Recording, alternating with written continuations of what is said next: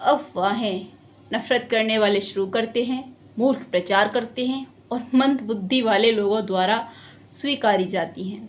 अफवाहों की सिर्फ इतनी सी डेफिनेशन है। जो लोग ये कहते हैं कि अफवाहों पर ध्यान क्यों देते हो, कहीं तक वो ये नहीं सोचते कि कहीं ना कहीं अफवाहों को वो भी उड़ाते हैं, वो भी उन अफवाहों का हिस्सा होते हैं। आपको हमेशा ये सोचना चाहिए कि अफवाह आई कहाँ से हैं। अफवाहें उन लोगों के द्वारा बोली जाती हैं, उन लोगों के द्वारा उड़ाई जाती हैं जो आपसे नफरत करते हैं। लेकिन जो मूर्ख लोग होते हैं वो उनका प्रचार करते हैं। यानी कि मान लीजिए कि आपसे किसी ने कोई बात कही, तो आप ये नहीं सोचोगे इस बात में सच्चाई कितनी है, आप उस बात को किसी और से जाके कह दोगे। इस तरीके से आप उस बात का प्रचार कर देते हो। आप उस बात का प्रचार कर देते हो, किसी और से आप कहते हो तो वो उस बात को स्वीकार लेता है। प्रचार वो भी करेगा लेकिन वो उसको स्वीकार लेता है।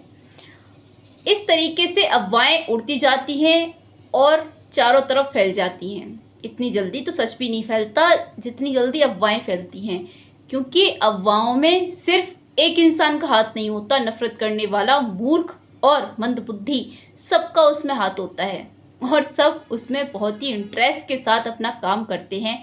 इतना इंटरेस्ट लोगों को अपने जीवन में नहीं होता, अपनी लाइफ में नहीं होता, जितना लोगों को इन सब चीज़ों में आता है। तो मेरा मानना ये है कि ऐसा ना करें। आपको ये समझने की ज़रूरत है कि हमें किसी के बारे में कुछ भी अगर हम सुनते हैं तो उस पर पहले तो हमें ये सोचना चाहिए कि सही है या गलत।